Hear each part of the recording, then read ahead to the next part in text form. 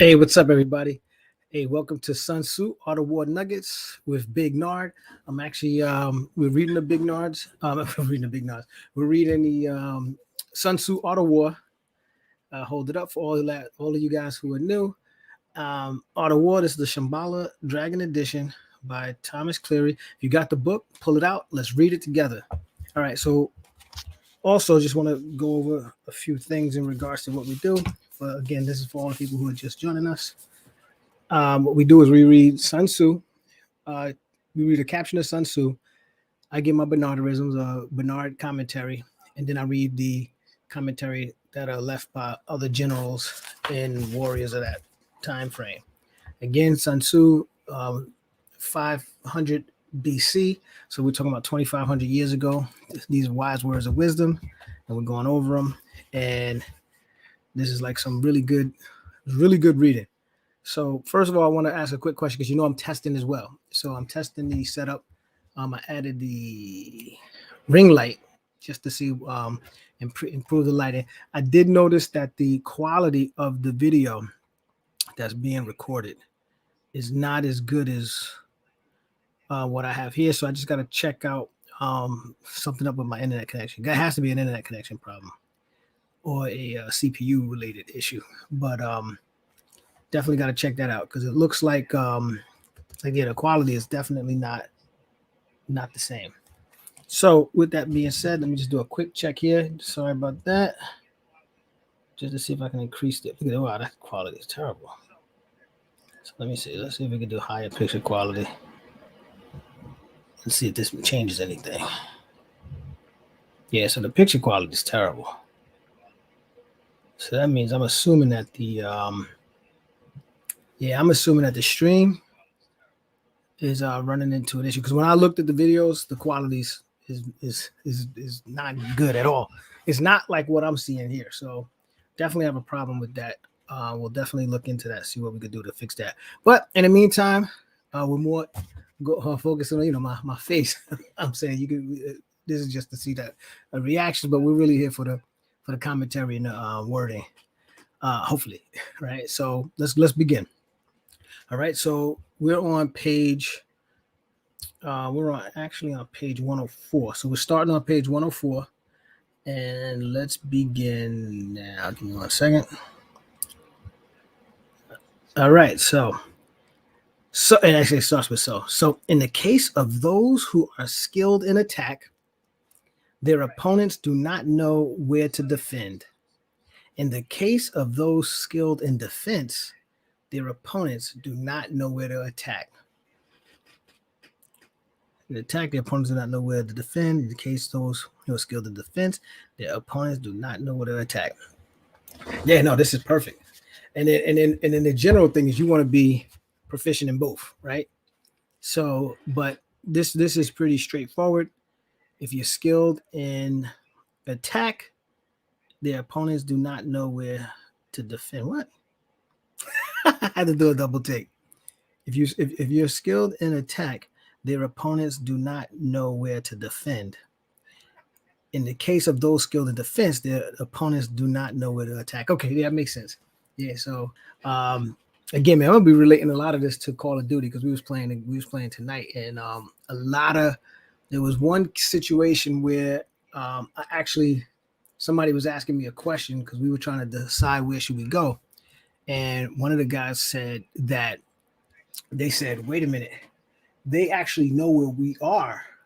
So if we go over there, they're going to just be waiting for us and set us up. And then it hit me because I said, nah, man, let's do it. I said, come on, man, we're going to push them. And then immediately I started hearing, not hearing like that, but immediately I started thinking of the what I was reading in the Art of War.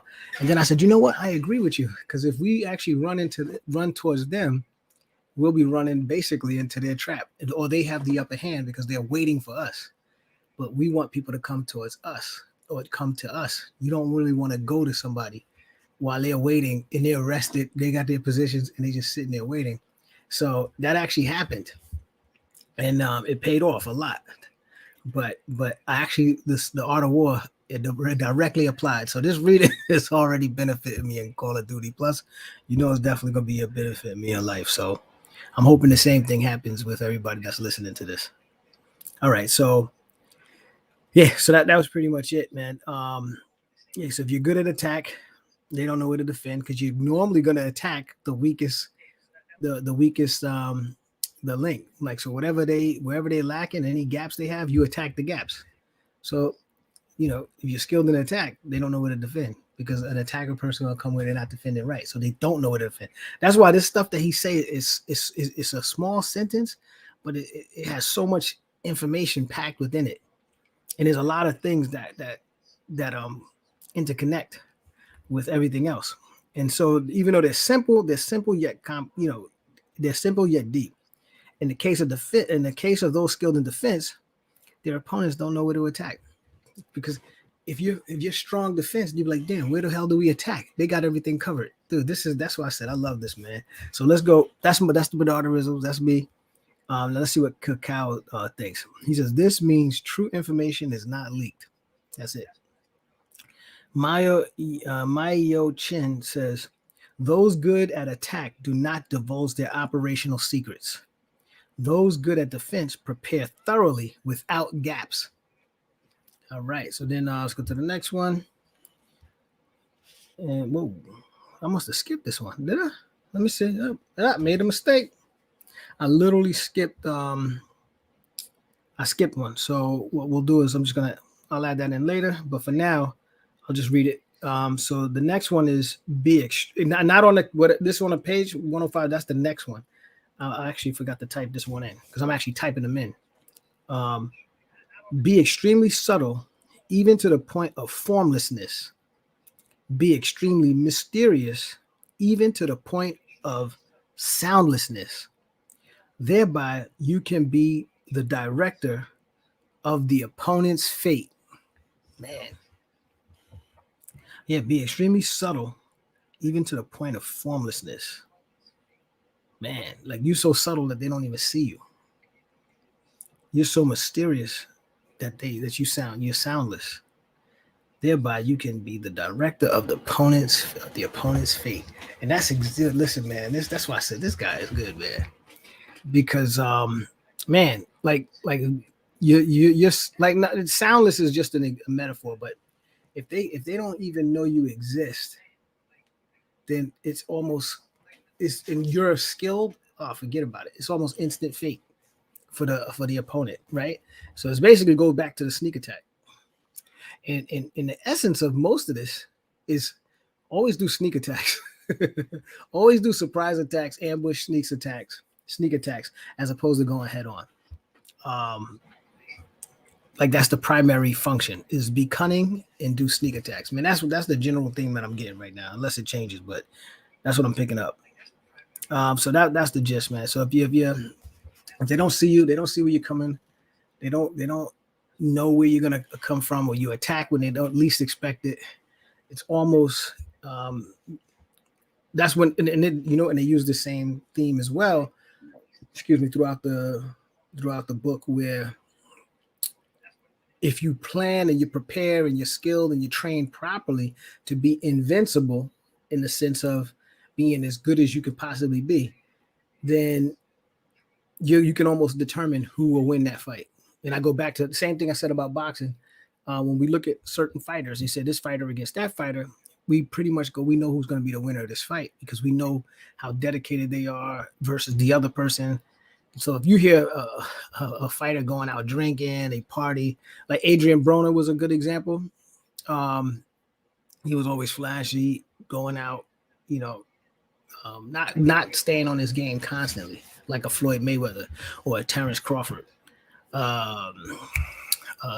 Spence, like those guys, they're always training nonstop. So it's going to be very difficult to defeat these guys, right? If you're not doing the same thing. So that's just my take on it. So now Dumu said, the subtle is stillness. The mysterious is movement. Stillness is defense. Movement is attack. Whether opponents live or die depends on you. So you are as though the director of their lives. I'm sorry, of their fate. I added that. I don't know where that even came from. Now, my man, here, my man, do you. This is my man, do you. D-U-Y-O-U, do you. Says this means being so subtle as to be imperceptible and to be able to change suddenly like a mysterious spirit. Yeah, I like do you, man. Because that do you is basically saying what I was saying. Like they don't even know you exist. You're imperceptible. Like you don't even know it's coming. Mao Yochin says formlessness means being so subtle and secret that no one can spy on you. Soundless means being so mysteriously swift that no one notices you. And that's pretty much So these go in line with what I was saying. So now we're here on page 105. So now we're caught up. In fact, I gotta make a note to add that on 104. Let me just do that.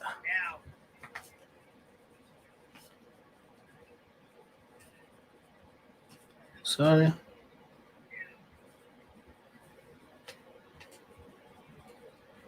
I just gotta make a note to put that in there.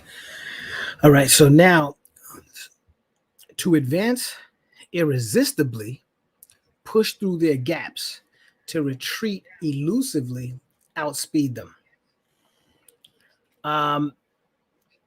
Yeah, to advance irresistibly, push through their gaps.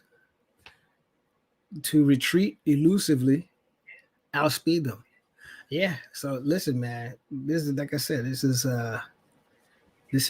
really good, man. But anyway, so my take on it is, again, you're going. This all forms. These are all kind of now like similar, but just like little variances to it. But it's all pretty much similar, like the same message being changed, reiterated. To push through their gaps. Advancing irresistibly is pushing through their gaps. That's just making a skilled warrior pushes through the weaknesses. Therefore, you advance irresistibly. It's nothing you can do about it. To retreat elusively, you have to outspeed them, and that makes sense as well. Yeah. So when you retreat, you have to obviously you have to outrun them basically. And again, Call of Duty, we'll do that all the time. Run into a room and you jump into like a window and you realize that there's a group of the whole team is in there and they all got guns and they start pointing at you. You haul out of there, and then you try to outrun them and be elusive. Yeah, that's pretty much. And you got to actually think about your route because you have to be out of the line of fire. So when you're running, you can't just run straight. You got to try to be elusive so they can't catch you, and then basically outrun them. That is what it all boils down to. So let's see. That's my take. Let's see what Ho Yang Ji says.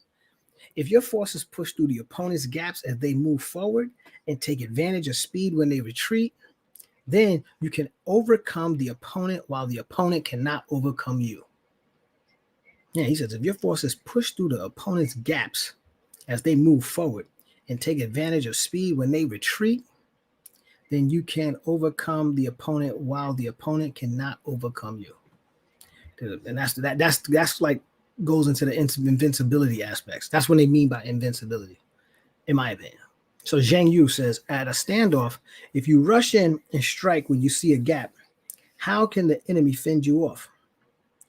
Having gained the advantage, you retreat, hastening back to your stronghold for self-defense.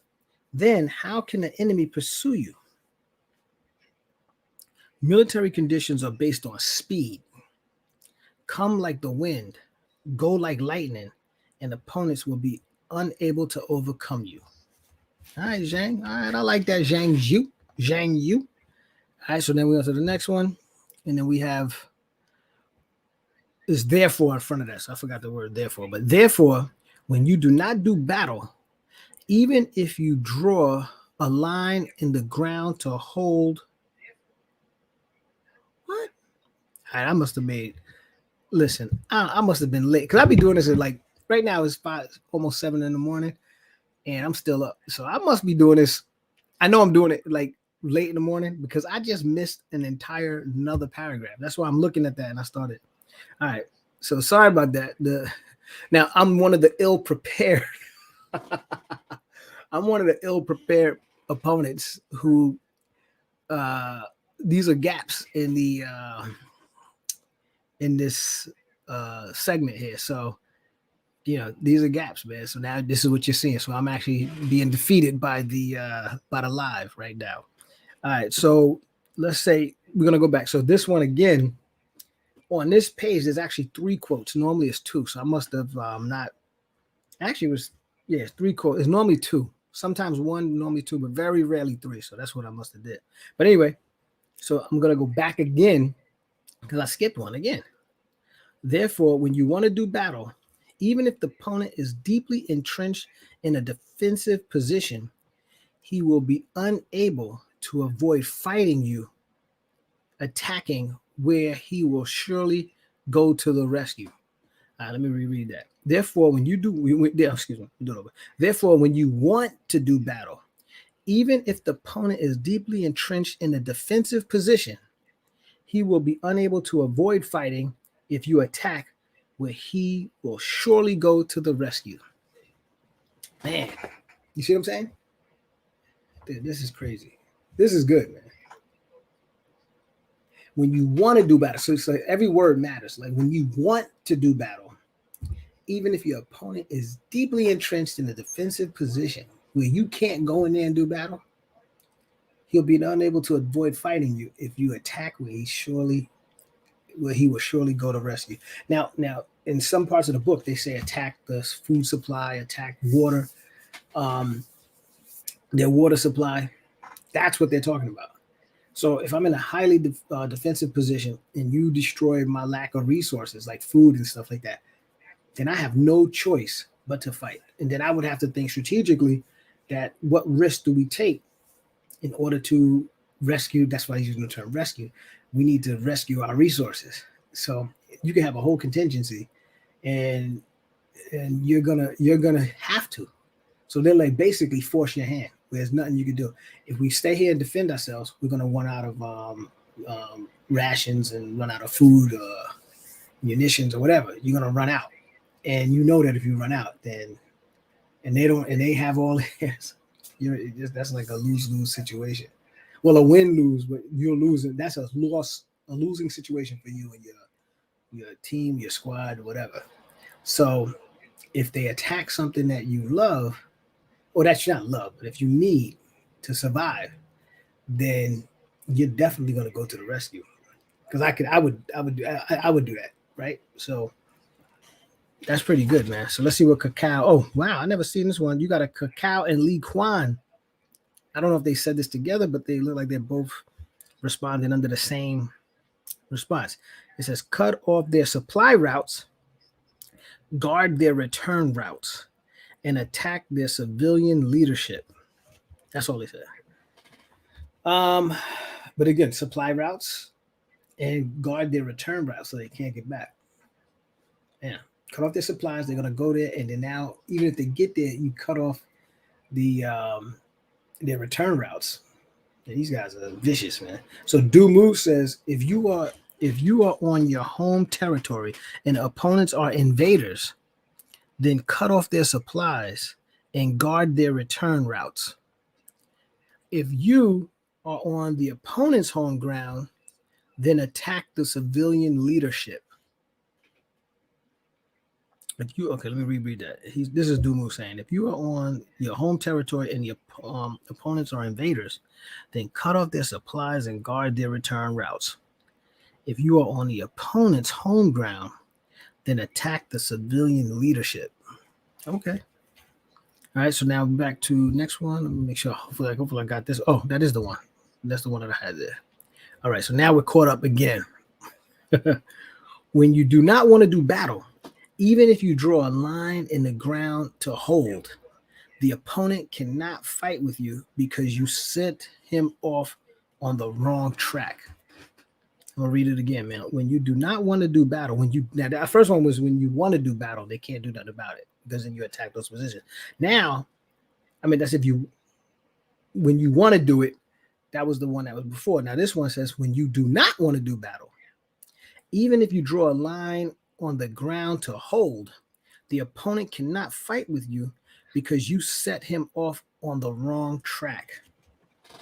So when I do not want to do battle, no matter what, you can't, because I don't want to do battle. I would have led you in the wrong track. He's basically, obviously talking about good generalship. So that's my take on it. So, I don't even know. He's basically talking about good general. This is my take on it. Yeah, you can't, nothing you can do. If you don't want to do battle, if you don't, because if I choose not to do, and that's why I said want and do not want to do battle, I'm going to confuse you. And so you'll be going somewhere else, and I'm gonna make it look like I go this way when I go that way. Look like you're gonna attack near when you're gonna attack far. Similar type of ideology. So now Lee Kwan's response is set opponents off on the wrong track by baffling them. I was using confused, so that they cannot fight with you. And Dumu says this means that when opponents come to attack you, you do not fight with them, but rather set up a strategic change to confuse them and make them uncertain, deflecting them from the original intention to attack, making them reluctant to fight with you. It's pretty amazing. So then we got Zhang Yu saying, when you are on your home ground and are well supplied compared to the number of soldiers you have, while opponents are on alien territory and have little food compared to their number, then it is to your advantage not to fight.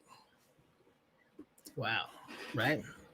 If you want to be sure opponents will not dare come to do battle with you, even though you are not heavily fortified, let them see a setup that confuses them and deflects their course. Now, this is nice. It said, I don't know, I didn't read it, but for example, I like examples. I was just thinking that. I'm like, not enough examples in here like that these guys give.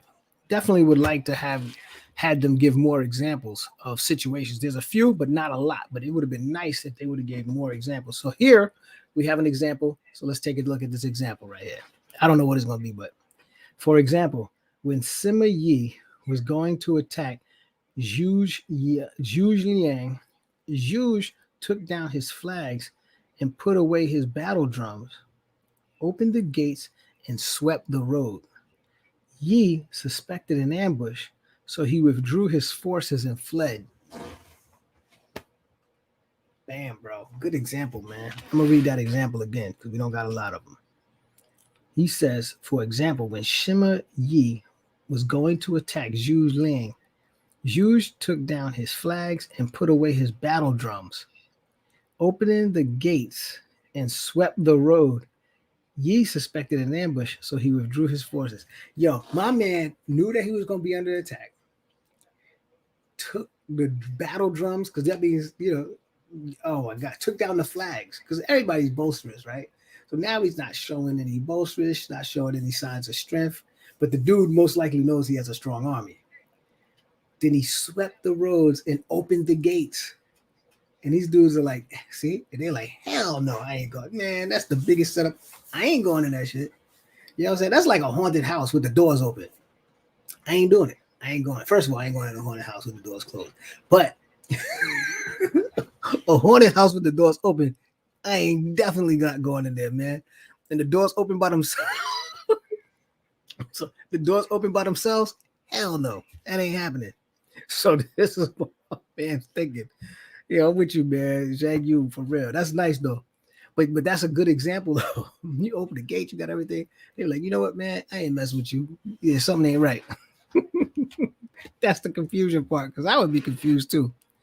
All right, cool, man. All right, Master Son. Oh, let's go to the next one. I got that one. Did I have that one? Yeah, let's go to the next one. All right, so we're on page 106. Therefore, when you induce others to construct a formation while you yourself are formless, then you are concentrated while the opponent is divided. Man, therefore, when you induce others to construct a formation while you yourself are formless, then you are concentrated while the opponent is divided. You always hear divide and conquer. That's just a straight standard quote in regards to anything, right? You divide and conquer is like the ultimate key to victory in the gist. But yeah, man, so you construct a formation where you yourself are formless, man. Like now, man, that's amazing. Then you are concentrated while the opponent, yeah. So that's it. Anything that keeps division is going to create advantage for those who are actually doing the dividing, right? So doing smaller things is greater than doing taking smaller steps is greater than doing bigger steps. Like even with a project, right? So if you think about it, from what I've been reading, the human brain becomes overwhelmed with large, daunting tasks. But if you break them down into smaller tasks, and then it takes 20 smaller tasks to accomplish this big task, as I just think opposed to thinking of this big giant task, you break it into 20 little tasks, which is you divide it, and then you conquer the task, right? Then it becomes non-overwhelming because you go, oh, all I have to do is do this. And then, oh, if I do that, then I just add this, and then I just add that. And then each one of those become a goal, and you accomplish a goal. First of all, you reach an accomplishment. So that builds momentum towards completing the goal as well, right? So that's my take on that. But that's awesome, man. So let's see what Zhang Yu has to say. So Zhang Yu is saying, he said, what is orthodox to you? Make opponents see it as unorthodox. What is unorthodox to you? Make them see as orthodox. This is inducing others to construct a formation, to be able to use the orthodox as unorthodox. I'm sorry, it's the other way around. The unorthodox as orthodox, and use the orthodox as unorthodox. Changing in a world, making yourself unfathomable to opponents, is being formless. Once the opponent's formation is seen, you then mass your troops against it. Since your form is not revealed, the opponent will surely divide up his forces for security. Yeah, that's pretty good, man. So that's the only person that responded to that one. So on to the next. All right. So when you are, Master Sun says, when you are concentrated into one while the opponent is divided into 10, you are attacking at a concentration of 10 to 1. So you outnumber the opponent. Now, that's pretty on that. That's definitely right, man. Yeah, if I divide it into 2 and it's 4 of us, it's 4-2. Yo, man. So that's that's 2. Well, yeah, that's a man. That's crazy. So you basically outnumber the opponent, yeah. And that's where divide and conquer comes, man. So all right, we got 10 troops, you got 15. We divide them into 7. We outnumber you now. Even though you outnumber us, we divide you now. We outnumber you. So that's divide and conquer is powerful, man. And if you can divide that into even lesser numbers, make it 4 groups of guess what? 4 groups of not 2.5, but let's say 3 groups of 3 and then 1, or then you got the like ultimate advantage, man. Like a 4-to-1 advantage, it becomes almost. So let's see what Zhang Yu says. Seeing where the enemy is solid and where the enemy is insubstantial, you do not go to the trouble of elaborate preparations and therefore are concentrated into one garrison. The enemy, on the other hand, not seeing your form, therefore divides up to cover numerous points. So you, with your whole force, strike individual fragments of the enemy. Thus, you inevitably outnumber them. Now that Zhang Yu part, when his commentary, his or her, but his commentary that was really, I like that. That was well put because it's almost like an example. The enemy, on the other hand, yeah. So, man, seeing where the enemy is solid, where the enemy is insubstantial. If you do not go to the trouble to elaborate preparations, and therefore you are concentrated in the one garrison. The enemy doesn't know where, he basically can't see your form. So he doesn't know if you're going to attack from the front to the back anywhere. So what he has to do is now divide his team to cover, you know what, in Call of Duty, this is a perfect example again. So these Call of Duty examples, I'm just going to be using these because these apply. So what happened is, so today, like a couple hours ago, we were playing, and I'm playing with Dr. Boyce and GMAC. We were playing, so we were actually in a location in a prison, right? But it's Alcatraz basically. That's the area. And so we're at this place called the control center. And when I came up, I'm on the other side. So first of all, we were divided, right? So when I came up the stairs, I looked through the window and I saw a team, and they must have heard me. So they were by the door, but I saw them. The whole entire team was facing the door to me. And so when I checked the map, my team, the rest of my team was behind them, but they didn't know. So I said, guys, they're actually focusing on me. Come up behind them and attack them. But we were divided at this point, right? But it was like come up and attack them, and then they were able to come up. But we wound up getting they actually still got us because again I was not with my team, but they had to instead of protecting all sides, they focused on me.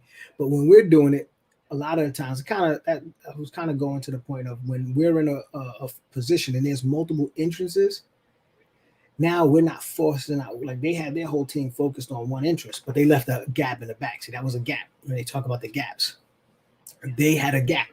We attacked the gap. Okay, this is good. So all right, I like this, right? So in that situation, that was considered the gaps.